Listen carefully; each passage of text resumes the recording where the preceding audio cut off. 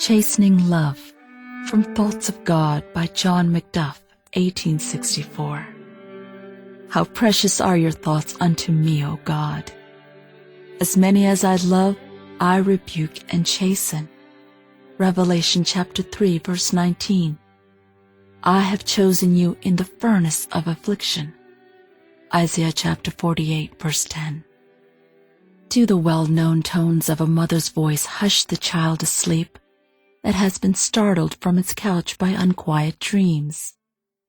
These two thoughts of God above, the voice of our heavenly Parent, may well lull our tossed spirits to rest and lead us to pillow our heads with confidence in His holy will.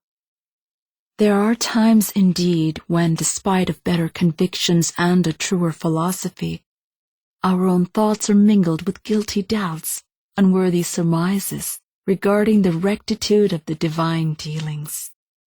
We are led to say or to think with aged Jacob, all these things are against me. There can be no kindness or faithfulness, surely, in such a sorrow as this. Yes, is the reply of the divine chastener.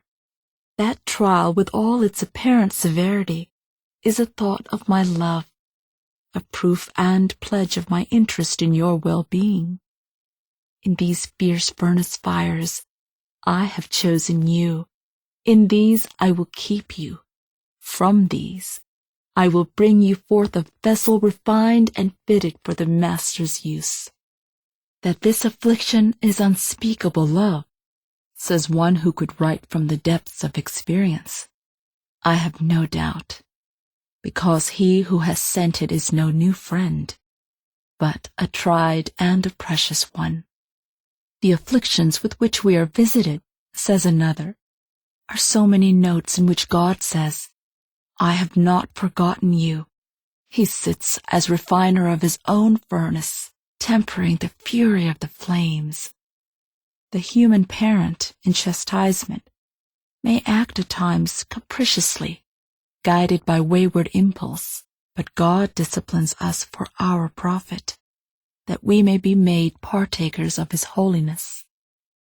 Rather, surely the acutest discipline, the hardest strokes of the rod, than to be left unchecked and unreclaimed in our career of worldliness, forgetfulness, and sin. God, uttering that severest word, why should you be stricken any more? You will only revolt more and more.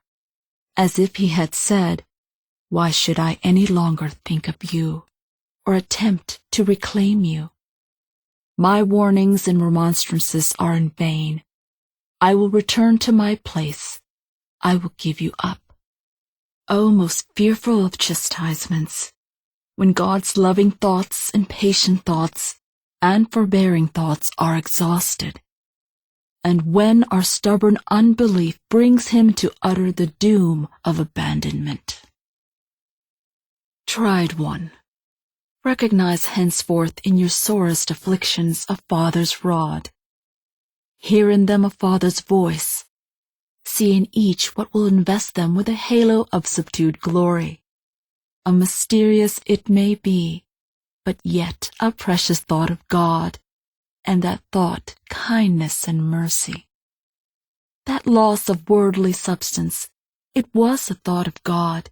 That withering disappointment, the blighting of young hope, it was a thought of God. That protracted sickness, that wasting disease, it was a thought of God. The smiting of that clay idol, it was a thought of God. This is surely enough to wake up the tuneless broken strings of your heart to melody. Whom the Lord loves He chastens, and He scourges every son whom He receives. He is never so near to you as in a time of trial. Never does He so reveal His heart as then. Trial is God's love letter to His beloved people.